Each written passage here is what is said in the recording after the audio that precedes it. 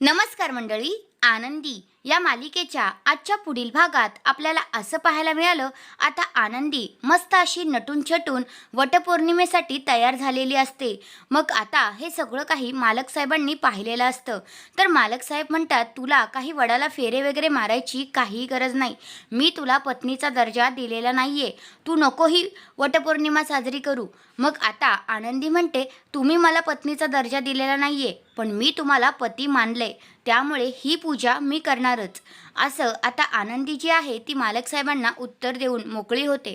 दुसऱ्या बाजूला आता आनंदी घरातली कामं करत असते. तेवढ्यातच आता विद्याधर तिथे आलेला असतो आणि तो आता आनंदीच्या जवळ जातो. आनंदीला कळायला वेळ लागत नाही की विद्याधर इथे आलेला आहे. ती लगेचच त्याच्यापासून लांब होते, त्याला दूर करते.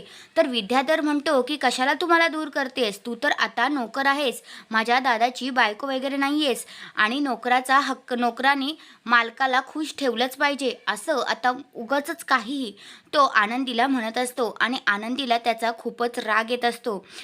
आणि मग आनंदीला पण आता काहीच कळत नाही की काय करू.